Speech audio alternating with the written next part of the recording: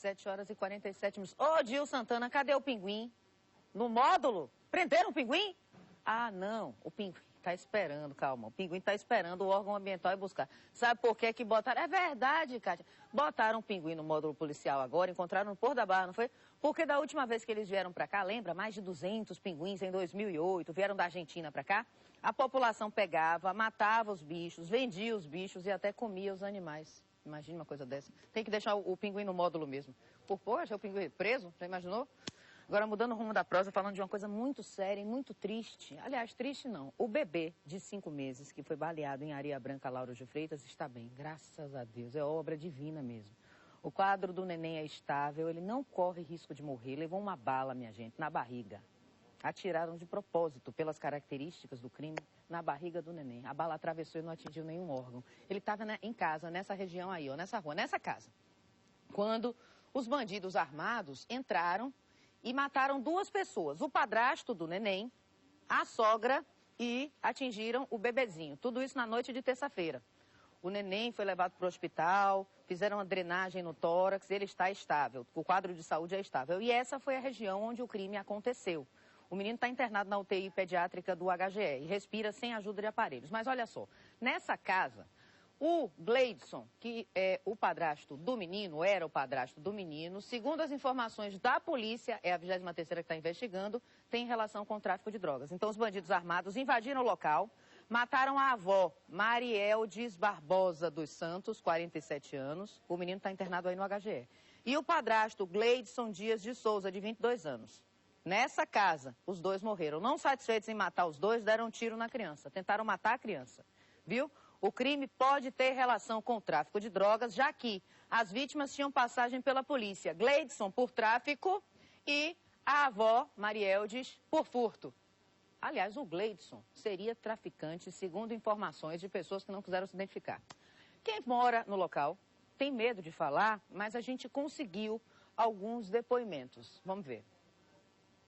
E alguma coisa? Não, porque estava chovendo, entendeu? Eu estava com a casa, eu fecho todo, lacro a casa toda, entendeu? E estava chovendo muito e a televisão fica alta e não ouvi barulho algum. Olha, eu vou fazer um pedido encarecido à população baiana, às pessoas que têm coração, sabe?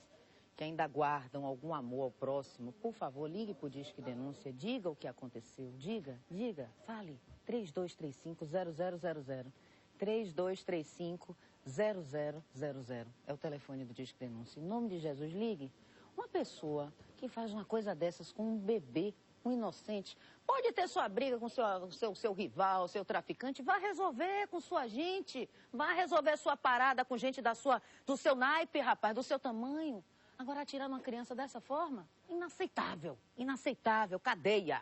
Cadeia é o mínimo que se espera. Nosso secretário de Segurança Pública, doutor Joselito Bispo, coronel Nilton Mascarenhas, a polícia está todinha, unida, esperando só a sua informação. Use e abuse. Vá, ligue, 3235-0000.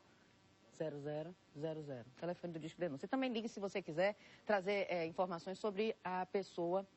Aliás, esse rapaz já está preso. Foi enterrado ontem em Juazeiro o corpo de Bruna Jaqueline, 22 anos. Foi assassinada pelo servente de pedreiro Gilberto Gil do Nascimento, 38 anos. Ele não se conformava com o fim do namoro.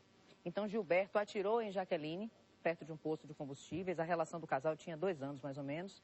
Ele já tinha agredido a companheira antes, olha a história novamente. E segundo informações da família de Bruna, eles se separaram há uns 2 meses e ele ficava perseguindo, fazendo ameaça. Na semana passada, ele esperou que ela deixasse a filha, a menina, na creche, ameaçou com a faca, levou Bruna para um matagal, queria que ela voltasse a viver de qualquer jeito e deu no que deu.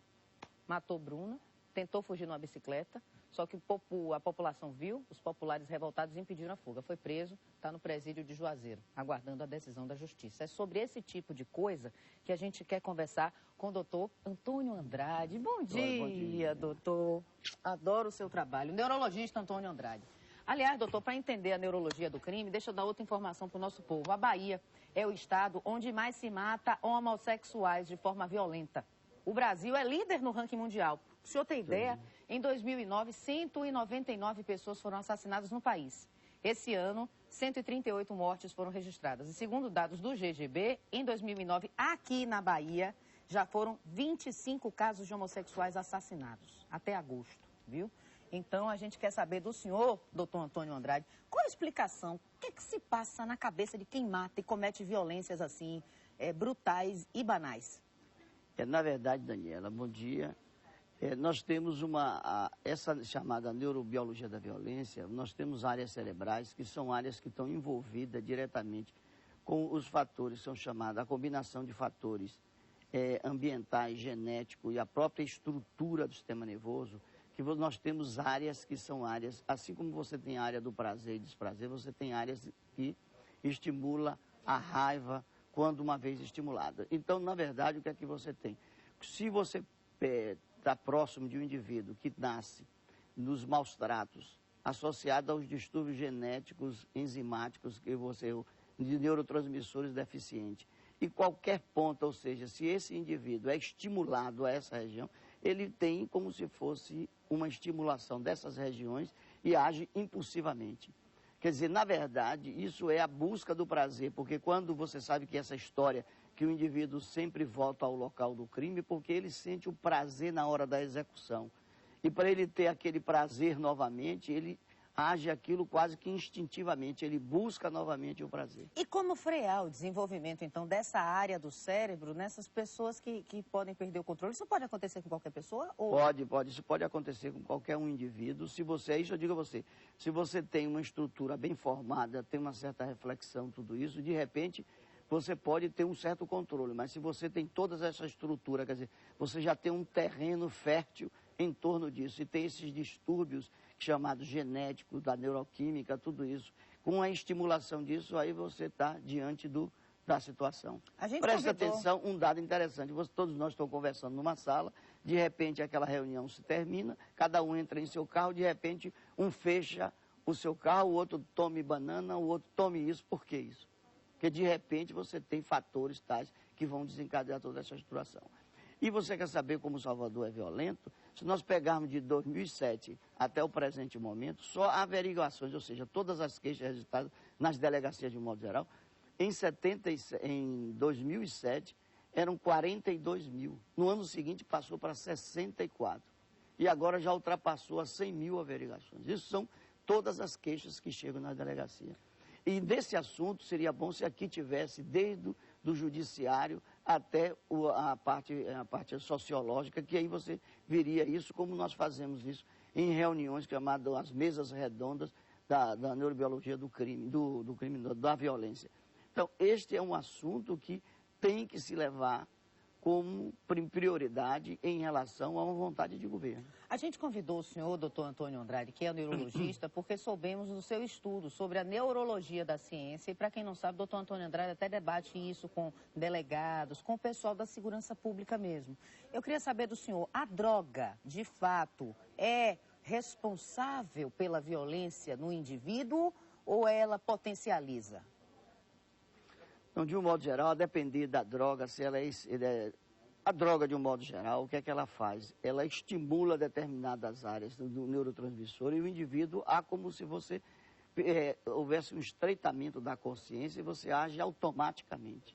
Você perde o senso da crítica e da razão e age impetuosamente. Mas ainda se você vê a coisa, a minha situação, se você vê o amor e o ódio, eles caminham juntos, é a mesma coisa. Você muitas vezes atrai a vítima, daí você tem ainda as estruturas de distúrbio de personalidade, que são os seres antissociais chamados. Eles atraem, faz aquela aliciação toda, aquela situação, e você só vai conhecer um criminoso, ou a vítima só conhece isso, 1 minuto antes da sua morte, quando você declara realmente que está sendo agredido. Então, todas essas estruturas hoje é muito bem estudado, porque você pode mapear isso do ponto de vista cerebral. Você tem hoje estudos de imagem mostrando exatamente quais são as áreas que são estimuladas. Porque se a gente for falar em todos os nomes dessas áreas, é um pouco complicado e a grande população não vai entender essa situação. Oi, doutor Antônio Andrade, muito obrigada, pela sua entrevista. É um assunto tão vasto, pena que o tempo em televisão é curto, mas espero que outras oportunidades... a gente fica à disposição. E obrigada pela ajuda sempre, viu? Tá no bom, Instituto de Neurologia da Graça, da Barra, onde ele sempre atende quando a gente pede aqui, quando há necessidade. Muito obrigada, viu, doutor Antônio Andrade? Tá bom, um abraço, eu agradeço. Até a próxima. E outra coisa, se você quiser assistir novamente, com detalhes, com calma, você acessa itapuaonline.com. Todas as entrevistas, as reportagens, os jornais todos, está tudo disponível 24 horas. E daqui a pouco, Kátia, você torce pro Bahia ou pro Vitória? Será que ela vai falar? Me diga, vá. Eu tô ouvindo.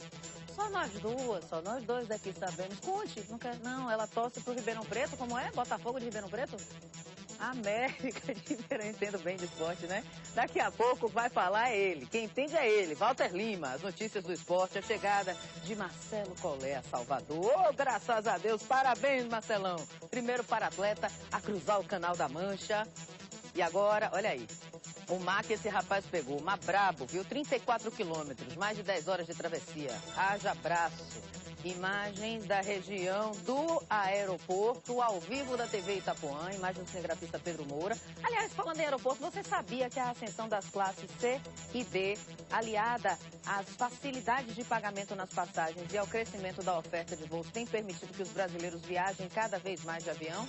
Essas são informações direto do aeroporto. 20 voos estão programados até às 7 da manhã e nenhum atrasou, nenhum foi cancelado também. Eu quero saber que região é essa?